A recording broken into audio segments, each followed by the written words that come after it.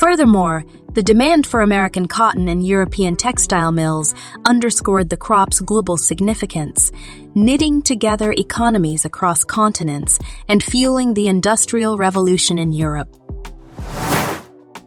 How did enslaved labor shape economic foundations and plantation operations? Plantation operations in the Mississippi Delta grew to vast proportions, symbolizing the region's deep dependence on cotton cultivation and enslaved labor. These counties, with their fertile soil and advantageous climates, were prime locations for cotton cultivation, leading to the establishment of vast plantations that sprawled across thousands of acres. The scale of these operations necessitated a large workforce, primarily consisting of enslaved African Americans whose labor was exploited to maximize cotton production. The plantations in the Mississippi Delta were not just agricultural enterprises, but complex economies in themselves, requiring meticulous organization and management. Enslaved people were forced to clear dense forests and swampy lands to make way for cotton fields, build the physical infrastructure of the plantations, including the main houses, outbuildings, and quarters where they lived, and cultivate and harvest the cotton. The fact that some plantations enslaved hundreds, each of whom contributed to the plantation's economic success, serves as a measure of the size of these operations. How were living conditions, housing, and community life for the enslaved in the Mississippi Delta? The living conditions of the enslaved in the Mississippi Delta were generally poor and designed to enforce their status as property rather than human beings.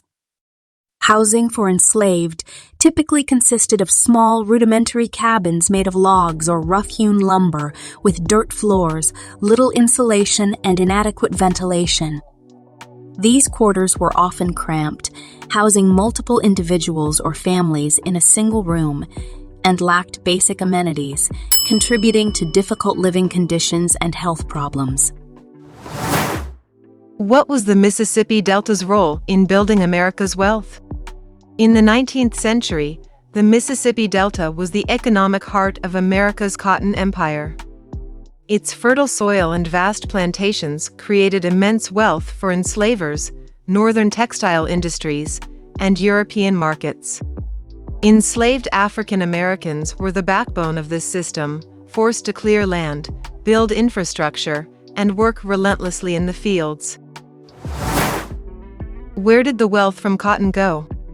The wealth generated from cotton in the Mississippi Delta was funneled into multiple directions, enriching enslavers, northern businesses, and European markets, while leaving the region itself impoverished. Here's how this wealth was distributed. To the enslavers.